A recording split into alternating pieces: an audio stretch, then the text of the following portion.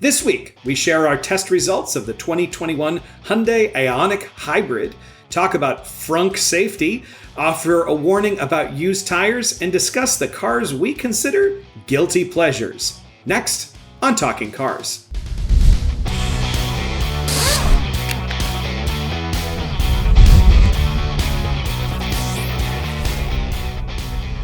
Hey, welcome back. I'm Keith Barry. I'm Mike Quincy.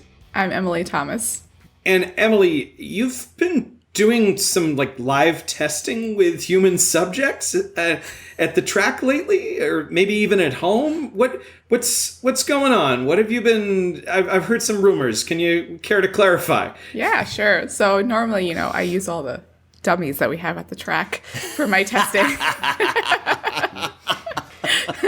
But this time, I wanted to test out the new Genesis GV70. They have an advanced rear occupant alert. They've changed the sensors that they use. Previously, Genesis and Hyundai, Kia, they were all using ultrasonic sensors for occupant detection in the back seat. Now they've moved to a high-performance radar sensor, which is supposed to be able to detect things even like breathing motions. And so I wanted to try that out with some actual kids. So I brought my gang to the track and put them in the back seats, had them move around, not move around, try to see the nuances of the system. So it was a good time at the track this weekend. And what did you find, or do we have to wait for those results? Gotta wait for those test results, Keith. We have some other news this week that I'm sure if you've been following the news, there's a ton of car related and car adjacent stuff. There's new fuel economy rules. There's an infrastructure bill. We're going to probably see a lot more EVs. We might actually see some things related to what you were talking about with the GV70 with child passenger detection and other technologies like that as part of that new infrastructure bill. So if you want to read more about that, because they're constantly developing stories, head over to cr.org. Staying on that theme of fuel economy and Hyundai, because Genesis is Hyundai's premium brand, we just got in test results for the new 2021 Hyundai Ioniq, and that is their kind of Prius competitor hatchback hybrid and hybrid vehicle. It's supposed to get 55 miles per gallon according to the EPA. No big changes since 2017 when it first came out, but some improvements, improved braking distances, for example, standard wireless CarPlay on more trims. Now, it is pretty expensive for a small car. It's about $27,000 as equipped as we got it in the SE trim. Emily, you drove it a lot. Do you what do you remember? The driving experience didn't really stand out to me, and whenever I get into the Ioniq, the interior just makes me feel like it's kind of like one of the more base models of the Hyundai line. And, there are things that I appreciate. I do always appreciate the fact that there's a traditional shifter. Love that. I'm old school that way. I like there to be a traditional shifter. It's right where I think it's supposed to be. It does all the things I think it's supposed to in the right order. The seats are kind of meh. The interior is kind of meh. It's not really the most exciting, which, there's totally a market for that too, right? You will have people who or not. You have people who just want a point A to point B car, and it does that. But $27,000 is a lot for A to B, and there are a lot of other choices there that can get you. I think, Emily, you're really holding firm to that. If you don't have anything nice to say, don't say it at all. This is a fine car. It's fine. Yeah. I was going to jump in and kind of help out a little bit. One of the things that we're kind of skipping over is the body design. What I like about the Ioniq is it's a hatchback. Yes. As people that watch Talking Cars know, I'm a big biker. I hate bike racks, so I like to fold down the seats, use the hatchback, put my bike in the back. What we're also kind of not talking about is the Ioniq has really good highway fuel economy. In fact, even slightly better than poster child green cars. That's the Toyota Prius. The Ioniq does actually better on the highway, and it gets over 600 miles for a tank of gas.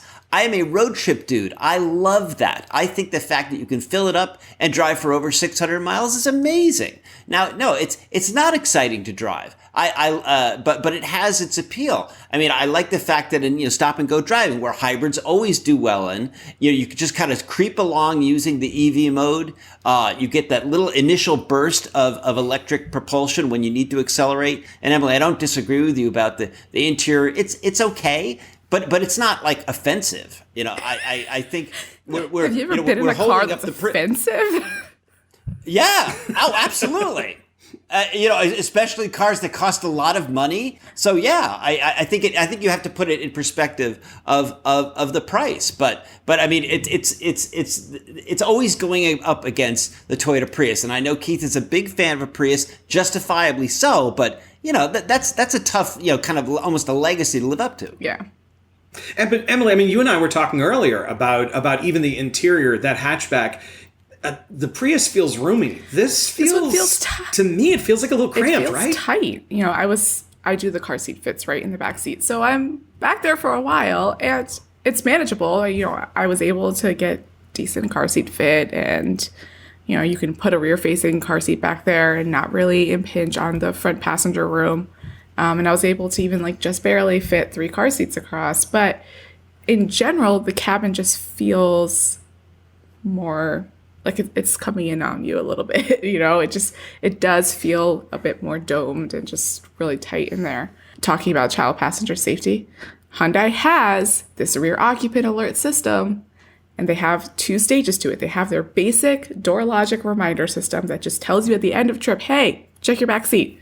And then they have their more advanced system that includes, occupant detection, which they've made optional, and they've typically made the door logic system standard. It's not even available on the Ioniq. There's just different things that could be better, especially compared to its peers within the brand name itself, right? Within the rest of the Hyundai sedans even. There's just things that could be better, I feel.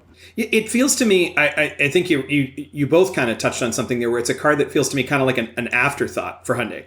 That maybe, and especially that we've seen, if you Google Hyundai Ioniq, you're not going to find this car. You're going to find news about this new full Ioniq sub-brand that's coming out of EVs. And it feels like that's kind of the direction that they're going.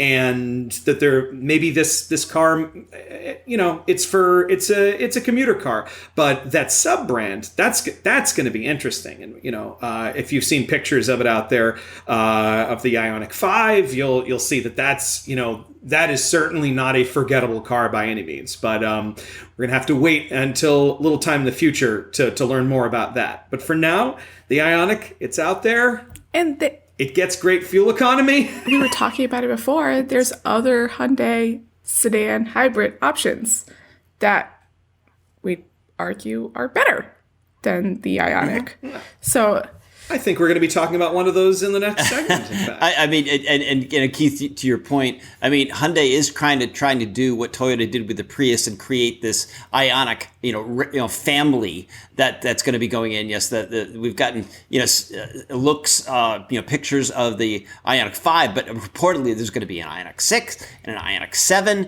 and Hyundai, Kia, and Genesis are all preparing for an EV future, just like every other manufacturer. So they have this thing called the Electric Global Modular Platform, or the EGMP, that the Ioniq 5 is going to be based on, and we're probably going to be seeing a lot more of that structure used in the future. So why do they have to all have the Ioniq name, though? I think that's really confusing as a consumer and a car person, right? Or a person who works with cars. Even with the Chevy Bolt, when we got the new one, I didn't realize it was an SUV. I thought it was the Bolt hatch that we had before. Oh, it's an EUV. Right, it's an EUV. But who knows these things? Who understands that? Just call it a different name if it's a different style. This has been a problem for a long time. You have Mitsubishi with the Outlander and the Outlander Sport. You have Rogue, the Nissan Rogue and the Rogue Sport. Mm-hmm. These totally different cars. Mm-hmm. The Buick Encore and the Encore GX. So here's the Ioniq, which is this small commuter basic hybrid. And then you have upcoming cars, also called Ioniq, which are all electric, totally new. And very different design looking. I mean, just even from the concepts that we've seen, they just look different. So, some sad news for me at least. The Toyota Avalon is going away. And that, honestly, that was, I think, really one of the best cars. It was one of my favorite. Quince and I were like fighting over this car for road trips. Speaking of road trips, we had the hybrid. It got fuel economy in the high 40s. Comfy, big sedan, tons of space. I think you had it almost like every weekend, Keith. I sat. My mother bought it because you brought it home so often. It was. Yeah, and she's, I like this. And she went from a Prius to an Avalon. And the fuel economy wasn't that different. And all of a sudden, it was this whole new world of luxury. I think, we've all had these cars that that we just kind of fall in love with that aren't, cool. I know the Avalon did well in CR's tests, but, you go to a car show and no one is... Give it time. Give it time. I mean, Radwood is all about, cars from the 80s that we never thought would be getting like collector's cars.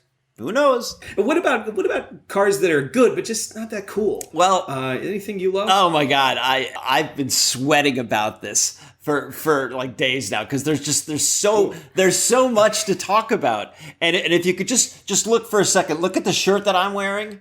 Oh boy. Okay, it's Saab. Okay, so I kind of like Keith. I kind of like some weirdo cars too. I felt like I was the only one at the track who liked Saabs. And one of my favorites is the famed 900 SPG Turbo. I loved this car, one of my favorites, but I liked all of the Saabs that we tested through the last 9.5 that was based on a Buick European platform.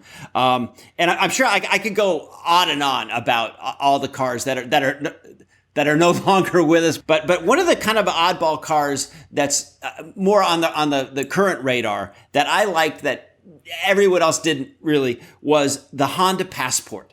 Now, hear me out for a second. Not universally loved by our staff, because it was and it fell like in like the lower tier of our ratings for two-row SUVs. But I found it to be just the right size. It wasn't too big. It wasn't too small. It doesn't have a third. It doesn't have a third row seat, which I am never using a third row seat. So for me, there's no point in buying a vehicle that has a third row if I'm never using it. So that's one of the reasons, because it was a lot simpler. The controls were good. The visibility was good. Standard forward collision warning.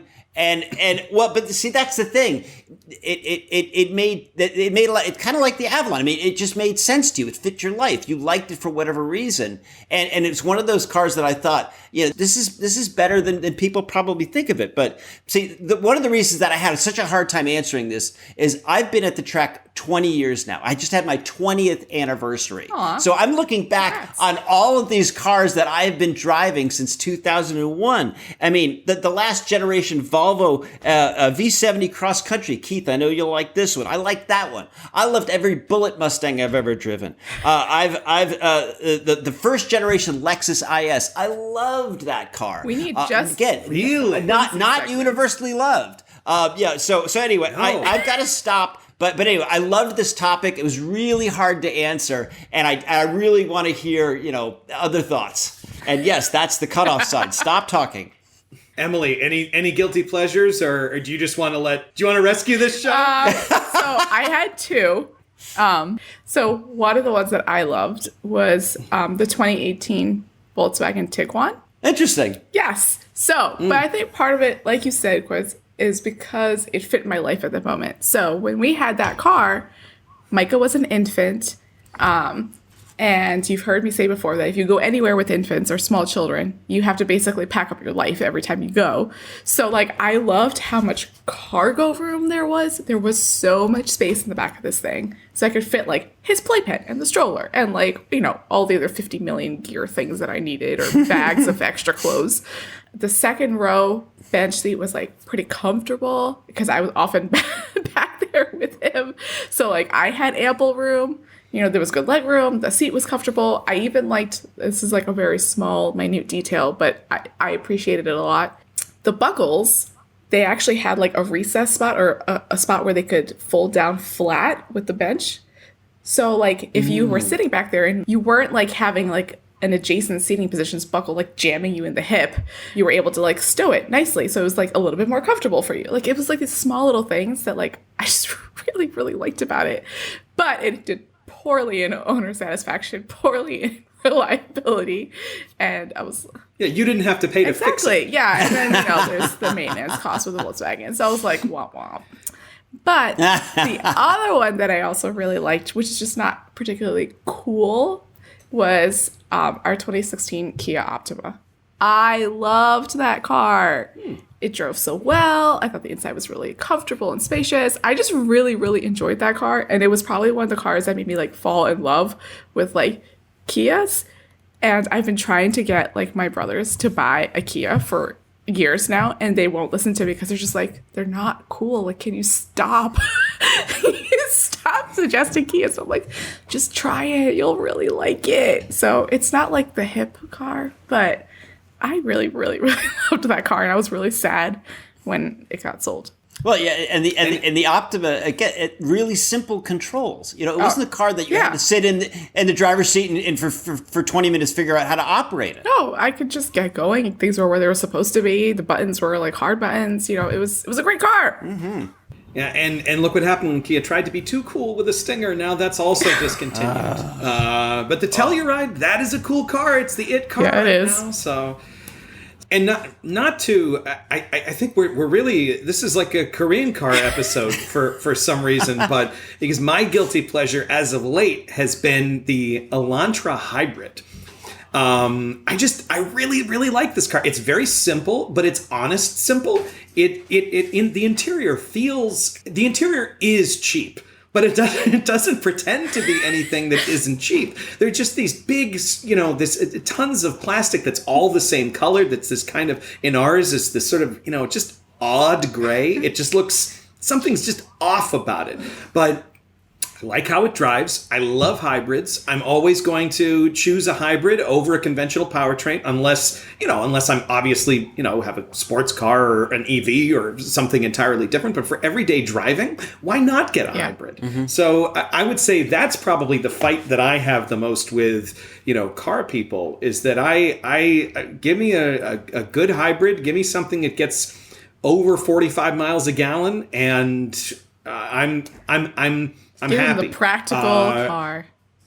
Yeah, no, exactly. I couldn't agree with you more. The Elantra Hybrid is really, again, flying under the radar, really good. Mm-hmm. And why not buy it if you can afford the price differential? And usually they throw in some extras and goodies to make a hybrid around the same price as a non-hybrid version.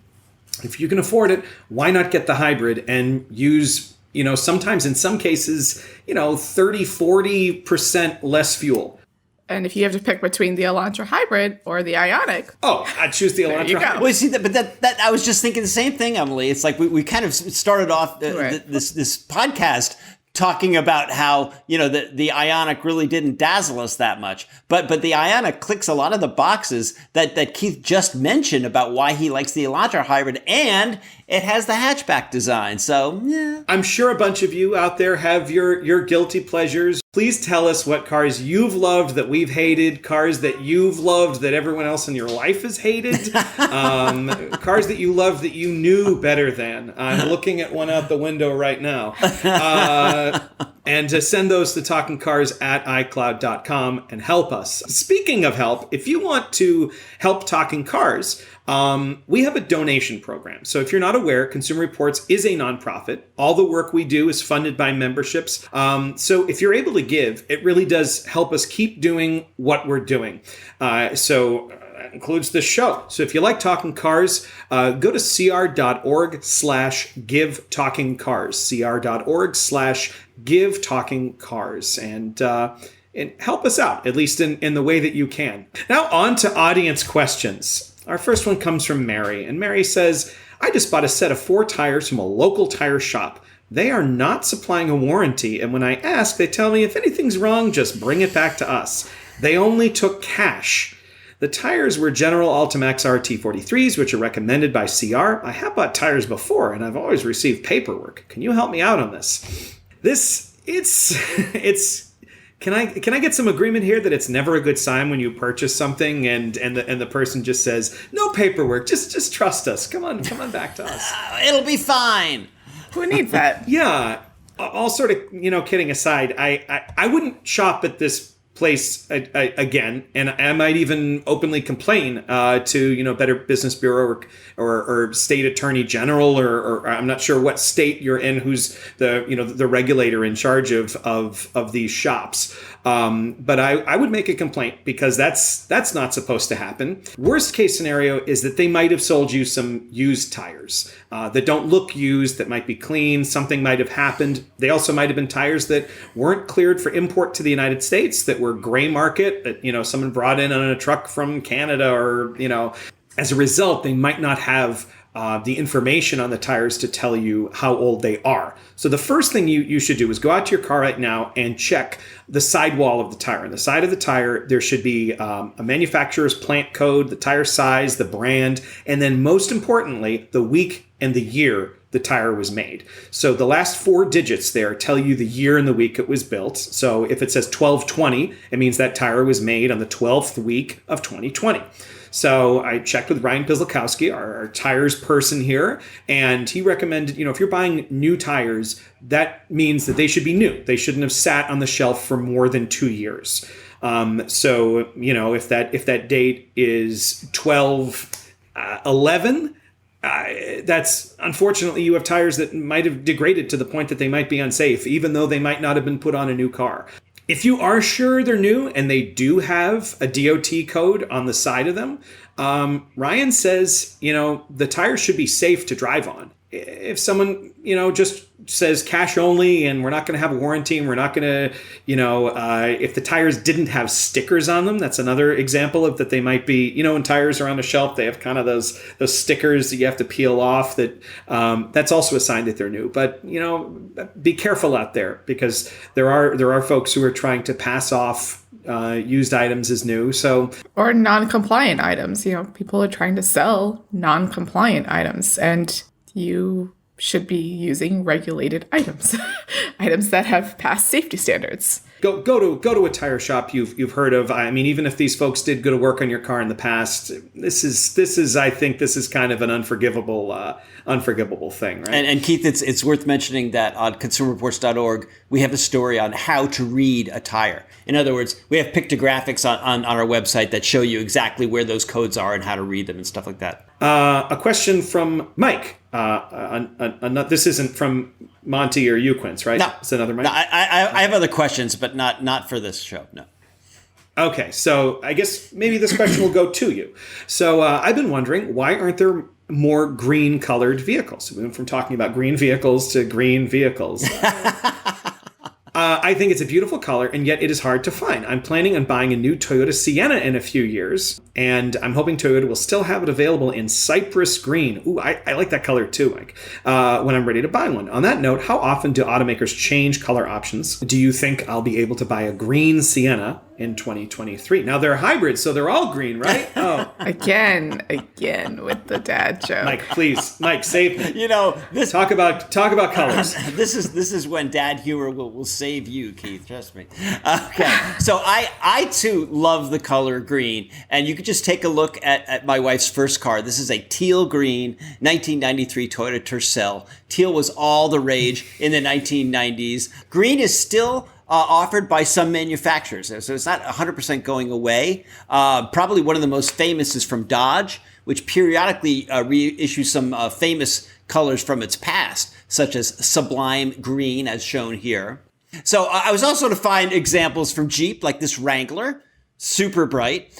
Jaguar showing off its famous British racing green on this XF. And also found your Sienna on Toyota's website. But so if that green is the most important thing to you, we're not going to be able to guarantee that it's going to be around in 2023. Stuart has a question about frunks.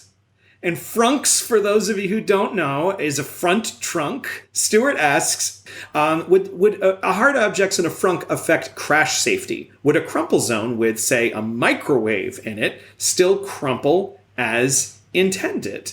Emily, Did you put a microwave in the frunk of the Corvette recently? I did not. I did not think of putting a microwave in the frunk. I read this question and I was like, wow, what a crash scenario. So I did my research, Stuart, and I could not find crash testing with microwaves in the frunks.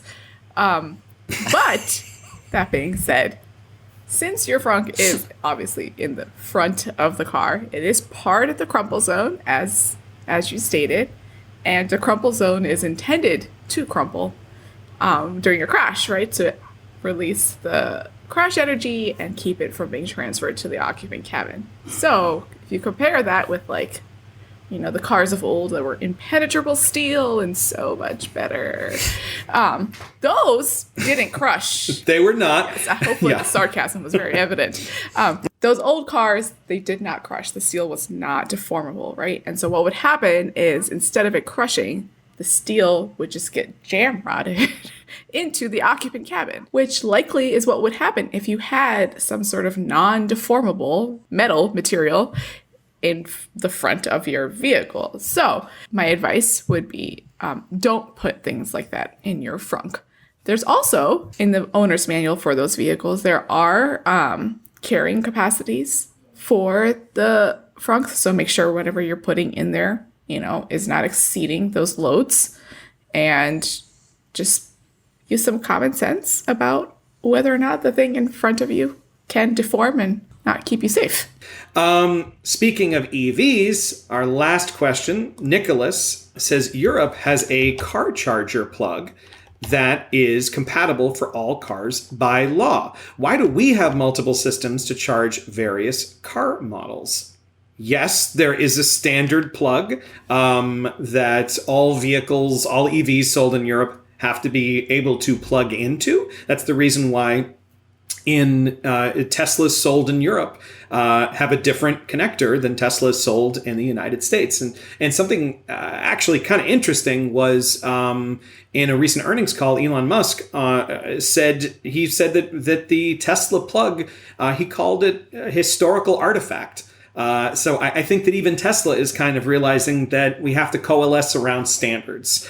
But I think the short answer to this question is that Europe just has a stronger regulatory environment than the United States does, where they're able to say, if we want these vehicles, we have to have something standardized. And that's just not something that necessarily happens in the United States as much, right? Yeah, they have what's called the UNEC, the United Nations Economic Commission for Europe, and that there's a lot of countries that are part of that, and so they have these universal regulatory standards for many things, not just chargers for EVs, but even things like car seats and your seating positions, so the lower anchors in the back seat, things like that make it where it is easier across countries even to know that you're going to find the same thing.